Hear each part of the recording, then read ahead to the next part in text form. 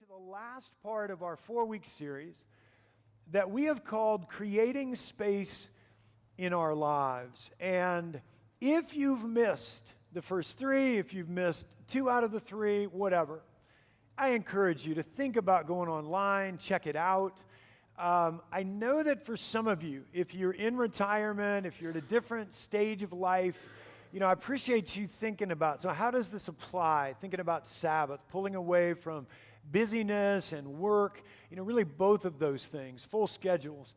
I pray this has been a blessing to you, but I do encourage you, when we think about Sabbath and the importance of it, go online and take a look at that, because I hope it might be meaningful for you if you've missed. I think about stay-at-home parents, my goodness, to try to carve out Sabbath in the midst of that. So as we come to the end of this series, here's how we're going to wrap things up.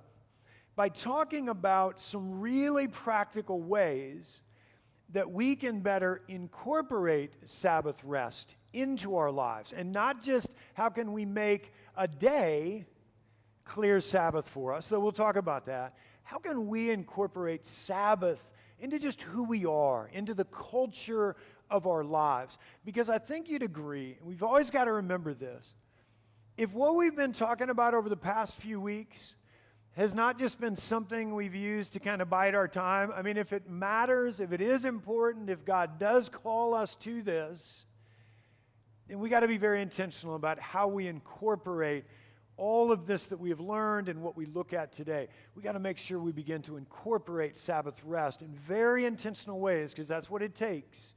Wherever we are, stage of life, whatever our life looks like, we got to be very intentional when it comes to making this a part of our walk with Christ. That being our focus, I want to turn our attention to Leviticus chapter 25, verses 1 through 12. I think all of this might be on your insert. It's going to be up on the screen. Or if you have your Bibles, you want to pull it up on your phone, perhaps using the Beamer Church app. I encourage you to download that anytime if you haven't.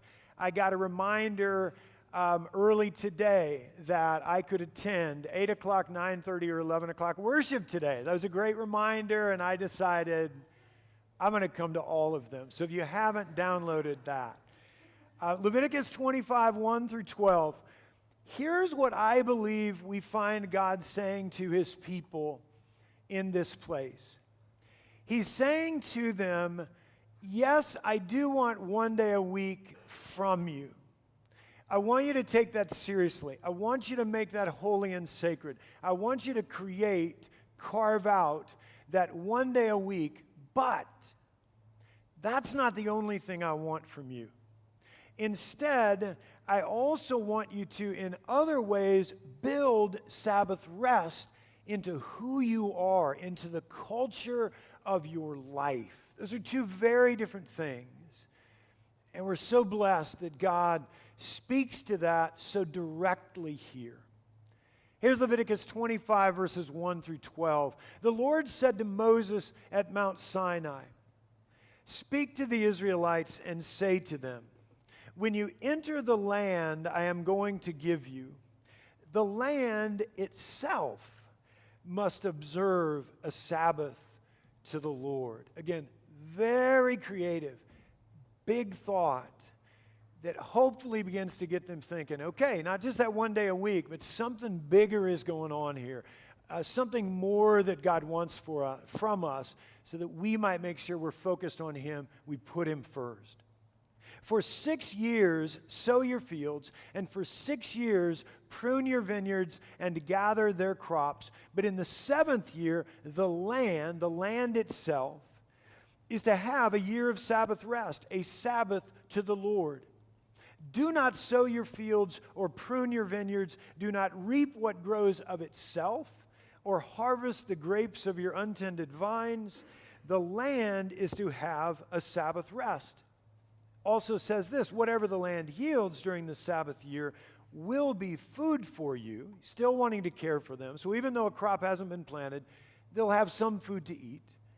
Whatever the land yields during the Sabbath year will be food for you, yourself, your male and female servants, and the hired workers and temporary residents who live among you, as well as for your livestock and the wild animals in your land. Whatever the land produces may be eaten.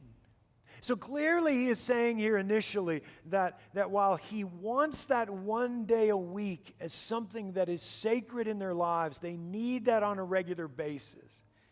He's also saying, man, I want you to build Sabbath deeper in your life than that by giving me 1 year among 7 years. Set that aside. Make that holy. So first we have that, and then we have this starting with verse 8.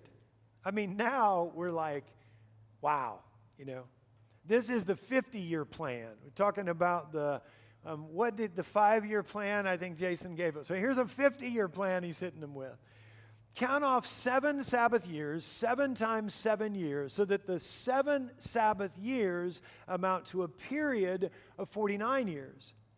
Then have the trumpet sounded everywhere on the 10th day of the 7th month. On the Day of Atonement, sound the trumpet throughout your land. Consecrate the 50th year and proclaim liberty throughout the land to all its inhabitants. It shall be a jubilee for you. Each of you is to return to your family property and to your own clan.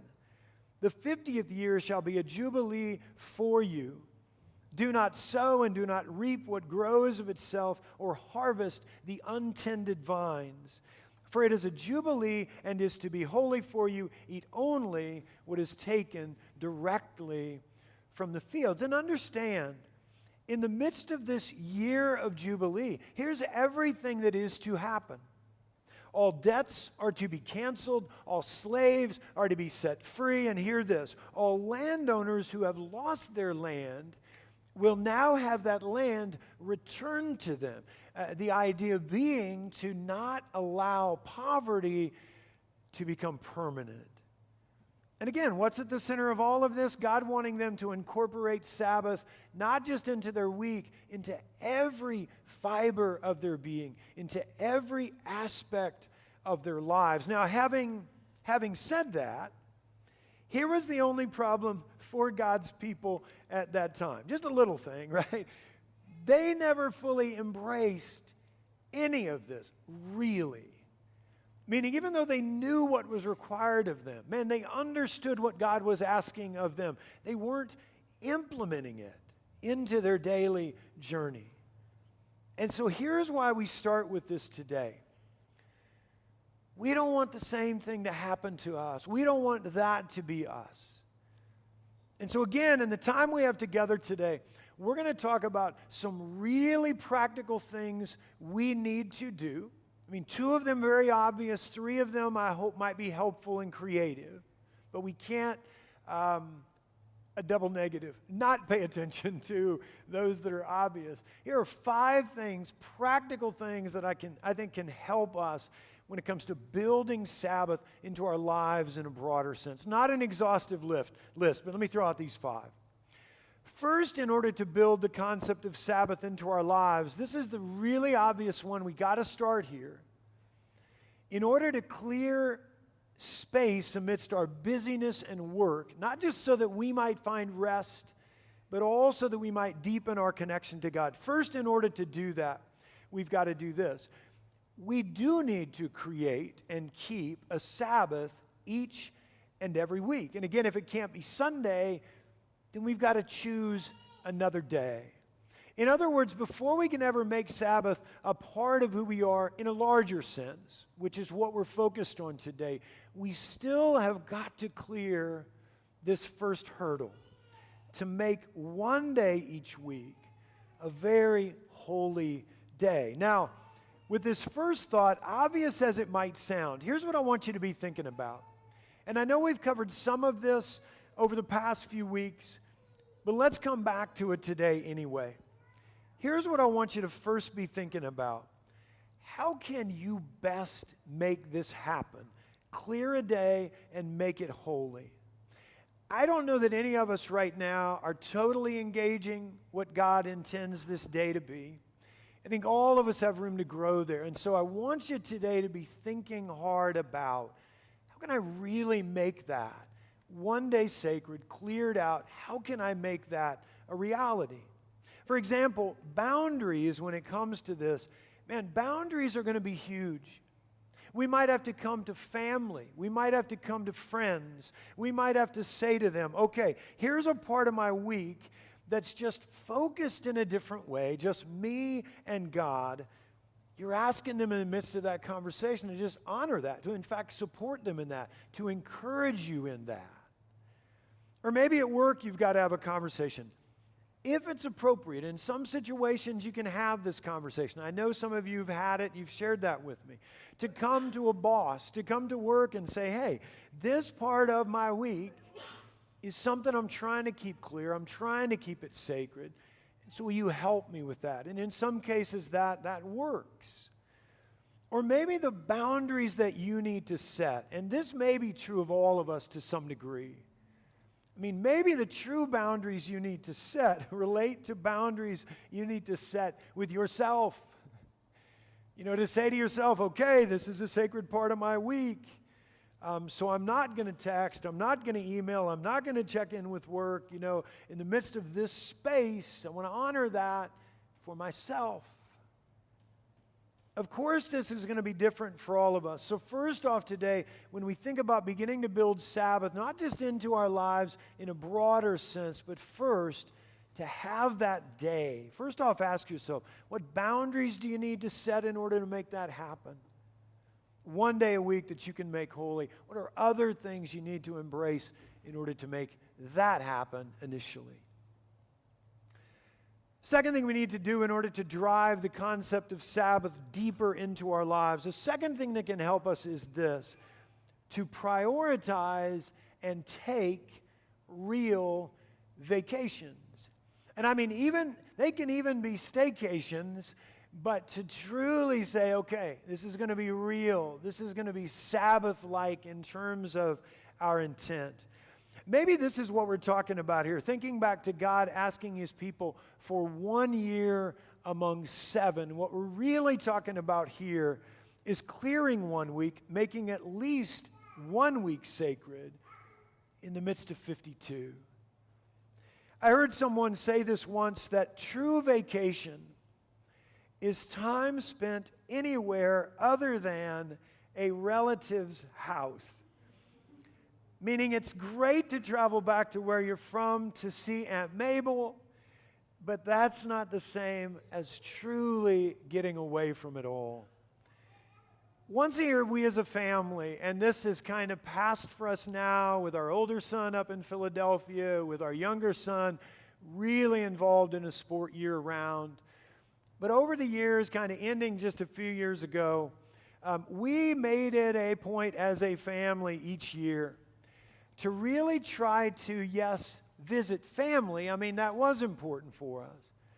But we also tried really hard to just also truly get away and to clear some space in our lives so that we weren't checking emails, we weren't getting a lot of phone calls from work. And we did that because we knew we needed that extended period of time at least once a year.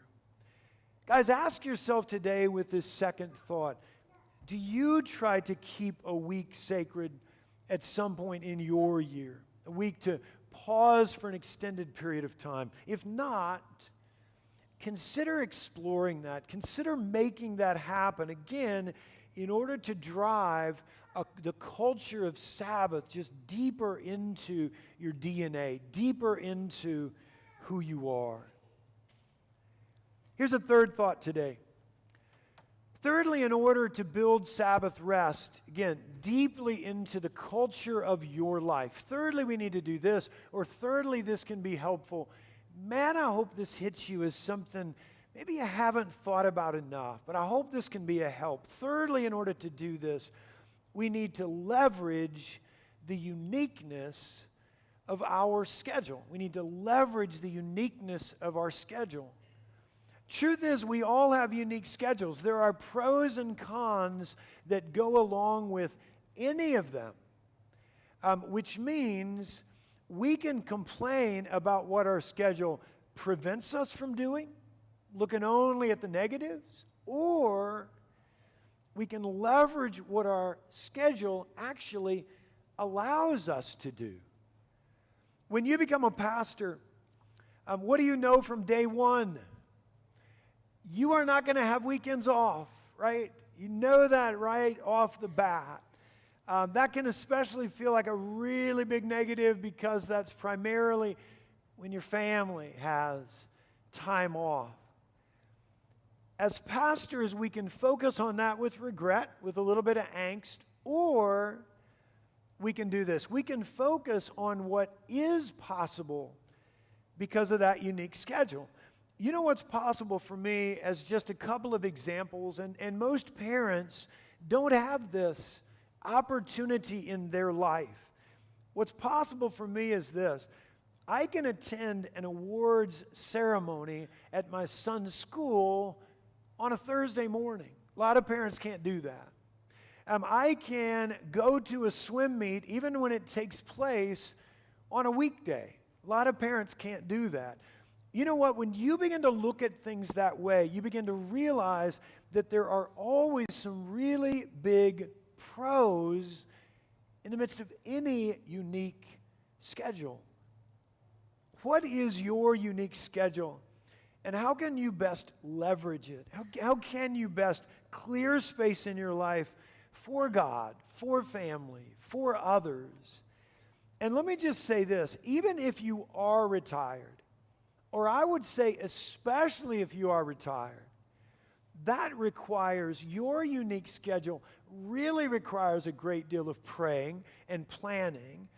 And here's why that's the case. Because while you might think it is all Sabbath now, because you don't have work in your life, man, truth is, idle time, unscheduled hours, that's not the same as deeper time with God, with others. So for all of us today, what's your unique schedule? And how can you leverage it?